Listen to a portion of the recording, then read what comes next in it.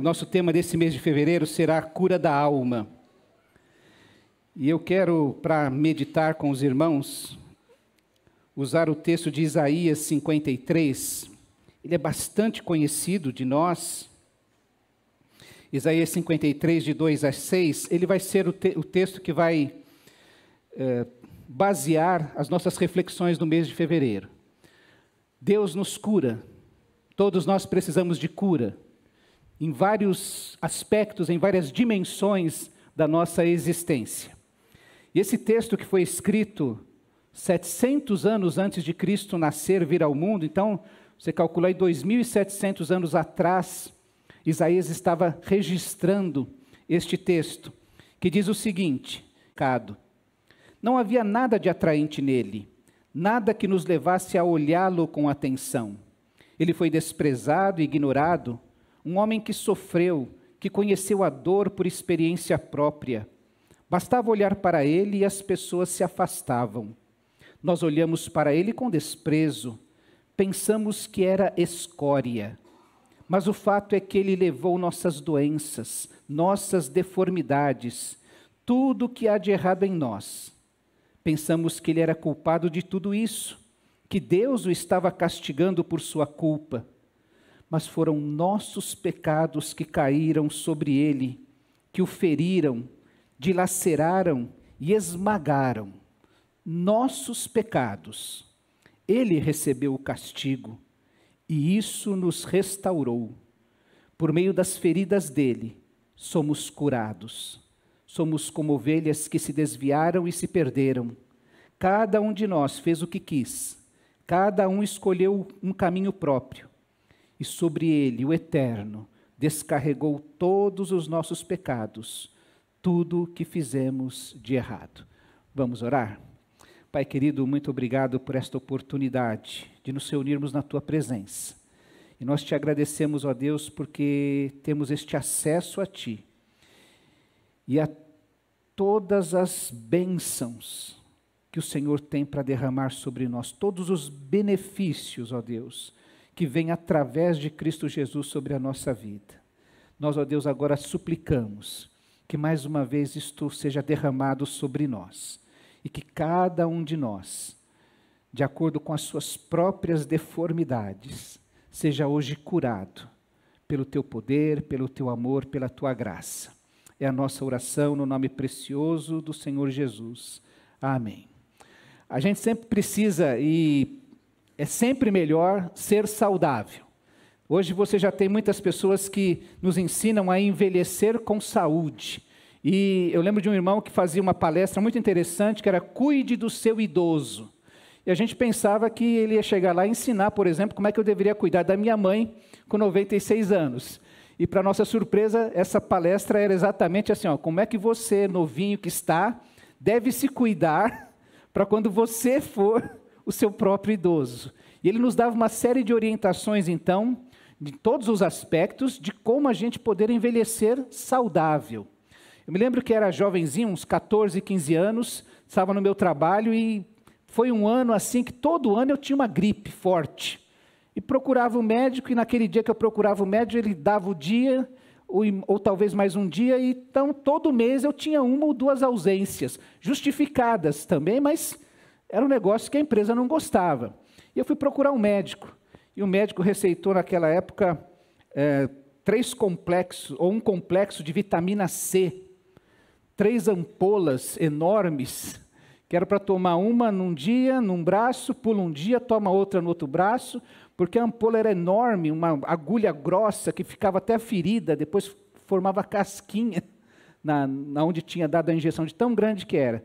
E foram, eu lembro, 9 aplicações, o mês inteiro tomando aquele negócio na hora do almoço.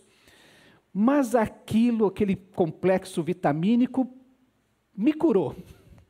Eu nunca mais fui uma pessoa com resfriados constantes do jeito que era naquele tempo.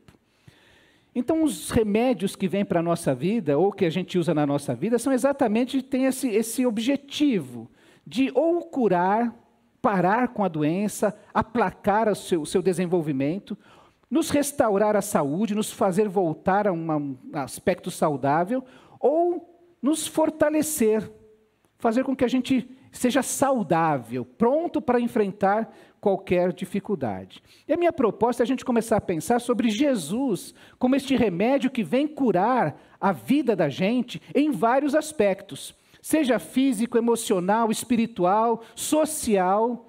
Em muitas características, em muitos aspectos da nossa existência, Jesus é a resposta que vai dar direção para que a gente tenha essa cura, para que as doenças, para que os problemas que nos afligem sejam aplacados, para que haja restauração de muitos aspectos. Eu sei que tem gente aqui que pode estar pensando assim, olha, meu casamento já acabou. Quantas vezes eu ouvi isso na minha vida? E quantas vezes Jesus restaurou aquele amor que parecia que tinha sido expurgado da vida daquele casal, é restaurado. Volta àquele aspecto original. Não é uma reforminha, é uma restauração. Você deve ver aí, esses museus têm passado muitas reportagens sobre eles, quando as pessoas param para restaurar, tira tudo que é sujeira, tudo que entrou de errado naquele quadro, por exemplo, para voltar a coloração, ao aspecto original. Não é passar uma tinta por cima. Aliás, a restauração é exatamente para tirar tudo que entrou de errado ali. Então, Jesus é capaz de fazer isso na nossa vida. E também trazer tornar a nossa vida mais saudável. Você pode até estar satisfeito com a sua vida, mas eu quero dizer que Jesus tem mais para você. Lembra-se que domingo passado nós lemos um texto em Efésios que diz que Deus é capaz de fazer infinitamente mais do que tudo quanto nós temos pedido, temos imaginado. Então a vida com Deus é muito além daquilo que nós temos vivido hoje. Sabia disso? Você pode olhar para a sua vida e até estar satisfeito, e eu posso afirmar com toda tranquilidade que por vezes nós estamos satisfeitos com a mediocridade na nossa vida. Estamos satisfeitos em sermos medíocres, medianos. Podemos e devemos desejar muito mais da parte de Deus. É assim que Jesus, esse Cristo que nós celebramos, que se entregou na cruz do Calvário, que derramou o seu sangue, que ressuscitou e venceu a morte, que é poderoso por causa disso, está hoje oferecendo novamente a cura para a nossa vida. E por isso nós escrevemos, eu gostaria de lembrar aquilo que foi escrito a respeito de que Deus vem para restaurar o ser humano como um todo. Nós temos afirmado sempre essas características do ser humano como um ser bio, psíquico, social e espiritual. E cada vez que nós negligenciamos um aspecto da nossa existência, da nossa constituição, nós adoecemos. A gente já afirmou isso. Então, se você se esquece ou abre mão de pensar nesse aspecto espiritual da sua vida, você adoece espiritualmente. Se você não se cuida fisicamente, biologicamente, você adoece. Se você não se cuida, não se planeja socialmente, você fica doente social. Alguém que tem que ser sustentado pelo sistema, ao invés de ser um protagonista da sua vida. Nós precisamos olhar para a nossa vida de uma maneira holística, de uma maneira integral, porque Deus nos fez assim. Aquele dia que Ele soprou naquele boneco de barro o seu espírito, o ser humano se tornou um ser que vive, um ser vivente. E é este ser que Deus criou que precisa ser curado, cuidado. Você vai se lembrar que a intenção do nosso Salvador sempre foi cuidar do ser humano. Desde aquele primeiro casal, quando pecou, Deus fez questão de ali, naquele instante, nas primeiras páginas da Bíblia, afirmar que o pecado não daria a última palavra na história da humanidade. E desde ali prometeu que o descendente daquela mulher viria esmagar a cabeça da serpente. Quando a gente pensa de esmagar, é que ele vai aniquilar com a ação, com o poder, com a eficácia que esse inimigo tem sobre a nossa vida. E é interessante que lá em Gênesis, Deus promete que o descendente da mulher vai esmagar a cabeça da serpente, e no Apocalipse é dito que o Senhor Jesus vai acabar, vai aniquilar com esse inimigo com o sopro da sua boca. Porque ele tem esse poder de aniquilar aquele efeito que este pecado trouxe sobre a vida do ser humano.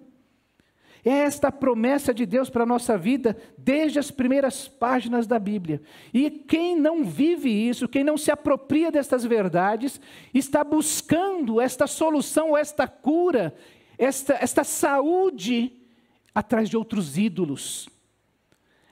Só quem pode trazer isso para a nossa vida é o poder de Cristo Jesus.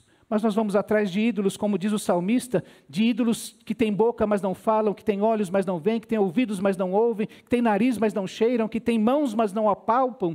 São ídolos.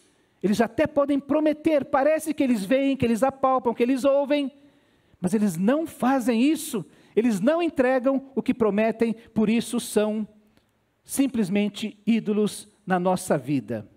Deus quer trazer nova vida. Você se lembra que a palavra de Deus nos diz que em Cristo nós vamos aprender a viver em novidade de vida e que nós fazemos parte agora de uma nova criação e que fazemos parte de uma nova criação porque nascemos novamente. E isso é mais do que uma verdade intelectual, do que uma verdade de um assentimento puramente intelectual. Ele é uma verdade vivencial, algo que a gente experimenta, algo que a gente fala assim: a minha vida ficou para trás e começou uma nova vida. Eu enxergava o mundo com alguns olhos, mas depois que eu encontrei a Cristo, este mesmo mundo é enxergado de uma maneira diferente. Eu tenho outras expectativas no mundo. Eu tenho outras vontades na minha vida. Deus prometeu uma vitória sobre o pecado. E esta é a primeira cura que Ele traz sobre a nossa vida.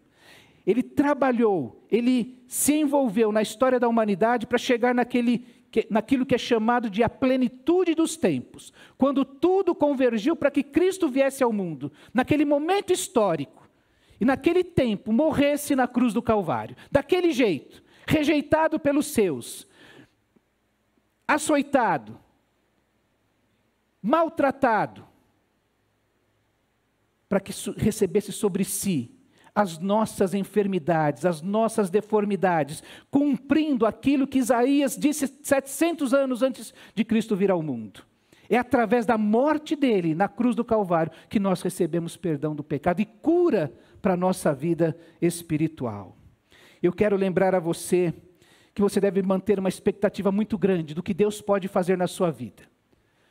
Como eu disse, talvez aquilo que você tem hoje no coração ainda seja algo que é considerado medíocre, mediano.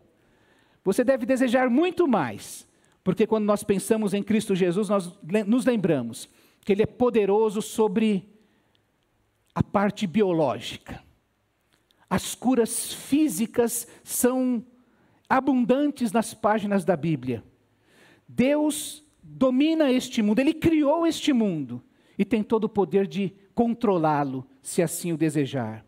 É assim que nós encontramos no Antigo Testamento aquela história de Miriam e Arão que se envolveram numa sedição contra Moisés e Deus trouxe juízo sobre Miriam, fazendo com que ela ficasse com lepra.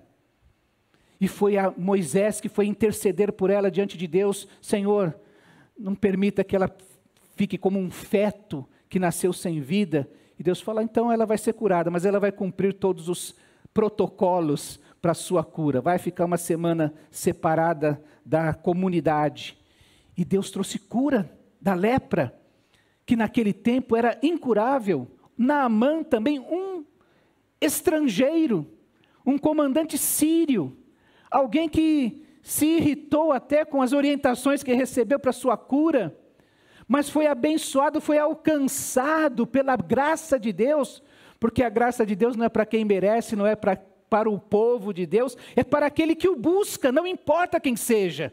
E Naamã também, depois de obedecer a Deus, é curado da lepra. E se você pensar no tempo do Evangelho, no tempo do ministério de Jesus, quantas pessoas foram curadas? Lembra de Bartimeu, no caminho de Jericó?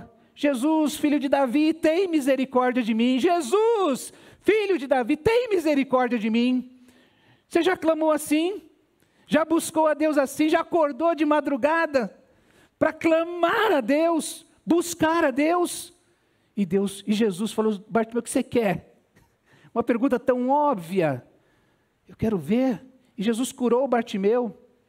aquele paralítico no tanque de Betesda, quase 4 décadas esperando para alguém levá-lo até o tanque para ser curado, crendo nesse tipo de crendice daquela época.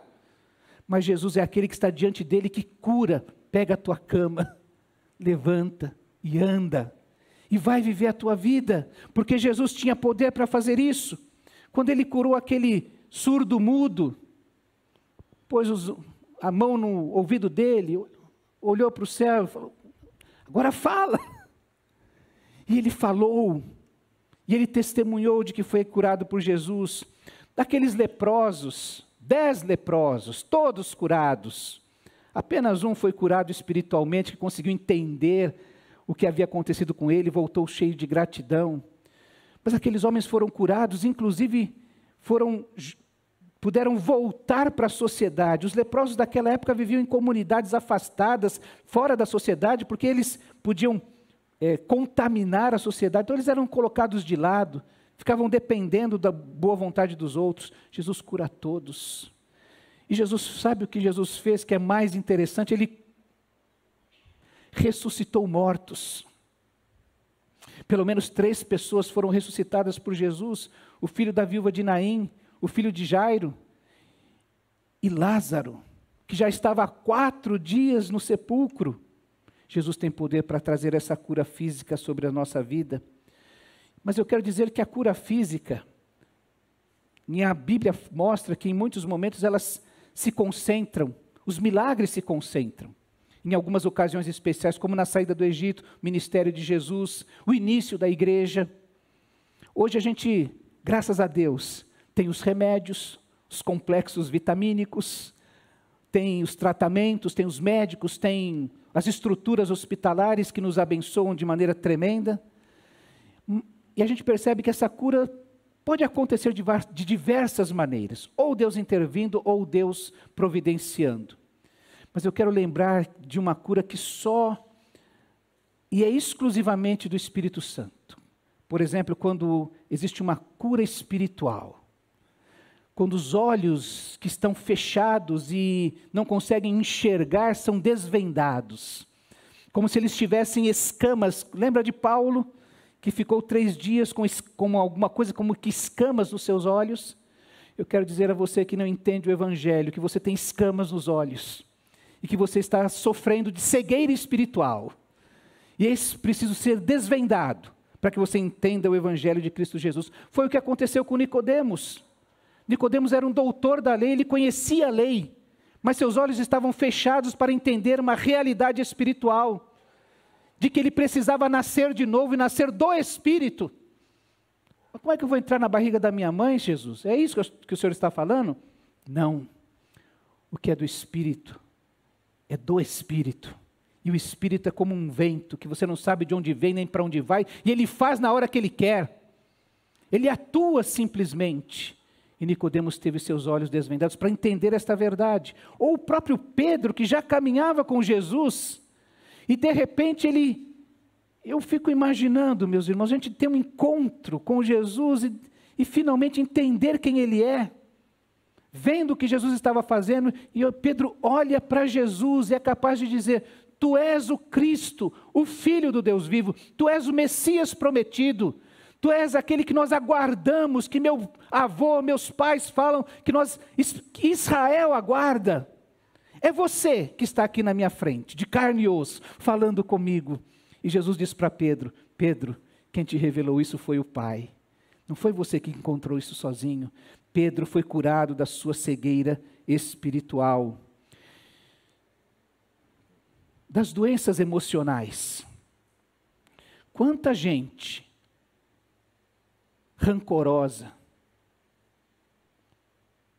mantendo um anseio por vingança, guardado ali no coração, e que vai matando, vai adoecendo. A alma que precisa ser curada, em busca de paz, da maneira errada. Você se lembra daquela mulher samaritana?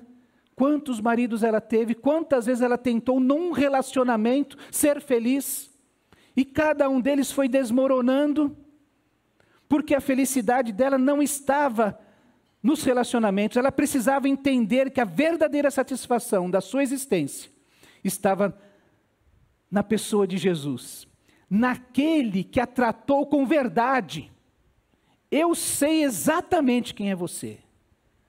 E foi quando Jesus a tratou, a acolheu de maneira amorosa, é que ela reconheceu que Jesus podia satisfazer a sua vida. Meus irmãos, se você não perdoou seu pai, quanta gente eu conheço que quando você fala de Deus como pai, ele não consegue entender Deus como pai, porque meu pai me abandonou, meu pai abusou de mim, meu pai não foi um bom pai. Mas Deus não é o seu pai. O seu pai é que precisa entender o modelo que é Jesus. E precisa ser curado disso. E precisa aprender a confiar em Deus. Os relacionamentos entre irmãos, da mesma família, gente que não se fala há anos, eu quero distância de fulano, às vezes dentro da própria igreja, nos chamamos de irmãos, mas eu quero irmão, a gente é bom assim, eu no meu canto, tem até uma musiquinha que falava assim, né?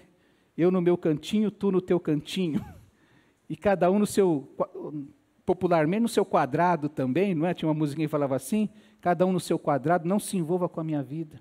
Jesus vem curar essas feridas emocionais que nós carregamos. Traumas de infância não podem ser desculpas para continuarmos a pecar. O seu local de nascimento não pode ser desculpa para você continuar a pecar. Eu lembro de um irmão que falava assim, não, pastor, eu sou nordestino é arretado mesmo, então eu falo que se for vai ofender, o problema é do outro. E a gente tem aprendido aqui a gente ser manso, humilde, amável, bondoso. Quantas verdades que precisam mudar na nossa vida. E Jesus vem curar as feridas emocionais. Se você lembrar de José no Antigo Testamento, quantos problemas aquela família tinha. Preferências de pais pelos filhos, a inveja entre os irmãos. Aquilo era uma família normal. Normal. Eu sei que a gente olha com cara feia assim, que família horrível, igualzinha a nossa. Pode ser que no seu núcleo familiar, ele pequenininho, algumas coisas não tenham acontecido. Mas se você amplia um pouquinho, fede, não fede, irmãos? Cheira mal. Mas Jesus vem curar essas coisas. É por isso que o Antigo Testamento termina com uma promessa de Deus. O último versículo do Antigo Testamento é que o coração dos pais se converterá aos filhos. E o coração dos filhos se converterá aos pais. Isso é uma promessa de Deus. Ele vem curar os relacionamentos sociais. Nós vimos esses 10 leprosos, como eu já citei. A cura espiritual de gente que não está com um probleminha, que parece que fica discutindo se é pecado ou não, pastor, mas é injusto ou não, fulano me prejudicou, por isso que eu não quero nem falar com ele, e você fica discutindo se isso é pecado ou não. É pecado. Não vamos discutir. Mas existem pessoas que se entregam tanto a isso, que adoecem tanto, que se desumanizam. E a Bíblia conta de algumas pessoas que viveram assim, como o endemoniado gadareno. Aquele homem que estava completamente desumanizado. Ele era completamente possuído pelo mal, a ponto de diversos homens não o segurarem, dele ter uma força descomunal e quebrar correntes. Ele gostava de viver entre os sepulcros. E não gostava dos vivos, que os vivos tinham medo dele. E ele assustava os vivos também. Este homem que está no fundo do poço, no lugar mais terrível que alguém pode estar, completamente dominado pelo inimigo. Mas o poder de Jesus, a voz de Jesus, o comando de Jesus, como nós dissemos, o começo da Bíblia diz que o pecado não dará a última palavra na história da humanidade. Quem manda nessa história, o Senhor dessa história é o nosso Deus. E Ele vai fazer isso através de Cristo Jesus. É por isso que aquele endemoniado é encontrado sentado, lúcido, vestido e disposto a seguir a Jesus. completamente transformado. Este homem nasceu de novo, ele é uma nova criatura. Ele tem novidade de vida. E quando ele resolve que vai seguir a Jesus, quer fazer parte da trupe de Jesus, dos discípulos e apóstolos, Jesus diz assim: vai, volta para os seus. E fala o que o Senhor fez por você. E aquelas 10 cidades, aquela região de Decápolis, de 10 cidades, ouviu daquele homem o que Jesus fez por ele. Você se lembra de Paulo quando ele fala para Timóteo: Timóteo, eu sou o pior dos pecadores. Mas Cristo agiu em mim com graça, para que eu mesmo pudesse ser o exemplo da sua misericórdia. E aquele homem passou a sua vida fazendo exatamente isso. Olha, existe um homem chamado Jesus, que é poderoso. Ele domina inclusive sobre as forças do mal. Como você sabe disso? Eu sou aquele homem que andava pelos sepulcros. Já ouviu falar de alguém que todo mundo tinha medo? Já ouviu falar daquela pessoa que tinha uma força que quebrava as correntes, ninguém segurava? Esse homem sou eu. E quem fez isso comigo foi Jesus. Ele passou a ter um sentido para a sua vida. Como Paulo foi curado do sentido da sua existência. O Saulo era alguém que só pensava em ameaças de morte. Alguém ruim, mau, perigoso. Quando eu era pequeno, muito pequenininho, lá na periferia da Cachoeirinha, ali era o fim do mundo, né? E a gente convivia com tanta gente má. Então a gente tinha umas pessoas ali que a gente falava assim: ó, foge de fulano. Se fulano começar a vir na rua, você dá meia volta e entra em casa. E todo mundo sabia, conhecia aquele fulano. Ele era ladrão. Alguém já dizia assim que já matou alguém. E a gente morria de medo dessas pessoas. E Saulo era uma pessoa dessas. Se tiver que matar, mata mesmo. Ele mesmo dá esse testemunho. Quando tinha que votar, eu votava para matar, para encarcerar. Não tinha problema. Ananias dá esse testemunho: Senhor, todo mundo está sabendo que ele veio fazer o mal contra os seus santos aqui. Esse homem só pensava em morte, é o que Lucas registra, ele só pensava em morte. Mas Cristo mudou a cabeça desse homem. Cristo transformou este homem. E se Cristo pegou essa pessoa tão terrível, tão mal, e fez isso, é por isso que ele falou: eu era o pior dos pecadores. E Cristo fez isso na minha vida. O perseguidor passou a ser perseguido. E aquele que só pensava em ameaças de morte, agora tem uma mensagem de vida. Aonde ele vai, ele fala que Cristo morreu para que nós pudéssemos ter vida e vida eterna. Eu quero dizer a você, para encerrar isso, essa mensagem, essa meditação desta noite, sobre o que os profetas do Antigo Testamento falavam sobre o meu e o seu coração. Jeremias é aquele que diz que a gente não deve confiar no próprio coração, porque o nosso coração é um doente incurável. Ele tem uma doença que não se cura. Por isso, não confie no seu coração. Não imagine que você está bem. Preste atenção no que a Bíblia fala a seu respeito. Quando eu digo que você pode estar muito satisfeito, você pode estar vivendo uma vida medíocre na presença do Senhor. Porque o nosso coração é incurável. E é Ele que diz assim para você: você é um crente muito bom, viu? Você está de parabéns. O nosso coração é enganoso. Quando ele fala que é enganoso, é que ele é doente, incurável. Ele vai sempre querer nos levar para longe de Deus.